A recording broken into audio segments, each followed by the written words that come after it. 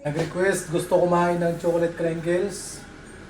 Ito yung ating ingredients. Meron ako rito brown sugar, baking powder, baking soda, asin, cacao powder, evap milk, tsaka yung ating oil, tsaka meron tayo harina na 250 grams. Ilalagay ko na lang mamaya sa comment section yung buong recipe nito. Ating gagawin, ang ating brown sugar or white sugar, pwede rin. Ilagay natin yung oil.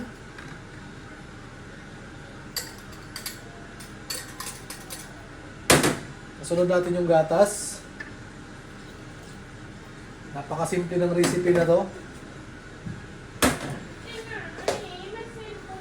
Haluin lang natin hanggang sa matunaw natin yung ating asukal.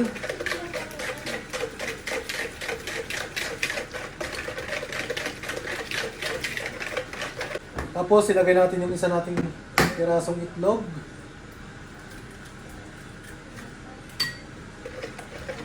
Mixan din natin.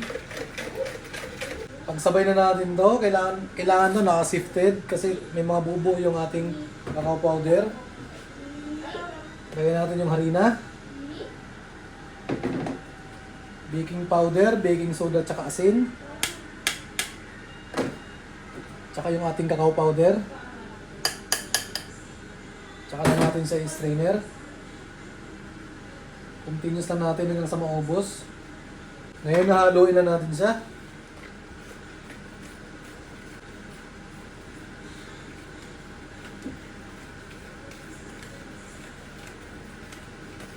Hanggang sa mix natin lahat ng ingredients. Yan. Tapos silagay na muna natin sa fridge ng mga 3 to 5 minutes. After 5 minutes, ito na yung ating crinkles. Ito lang gagawin natin. Bilog lang natin ng konti. Tsaka ilagay natin sa ating powder sugar. Yan. Bilog lang natin siya. Ilagay natin siya dyan.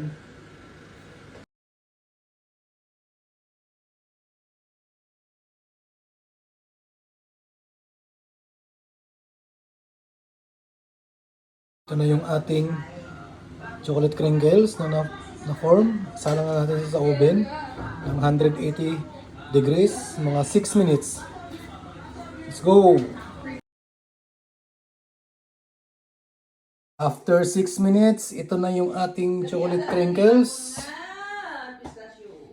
Pang regalo to sa mga loved ones nyo. Kaya, ano pang inaantay nyo? Gawa na kayo or mag-PM na. PM is the key.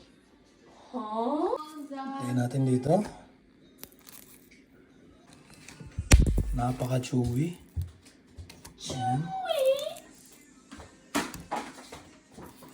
Diligan mo natin.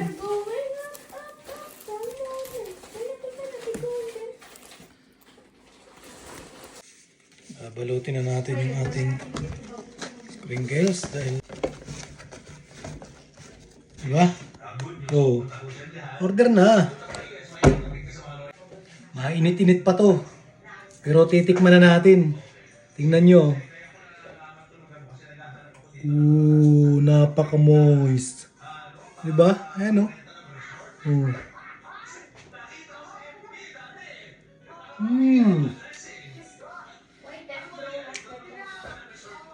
Namit!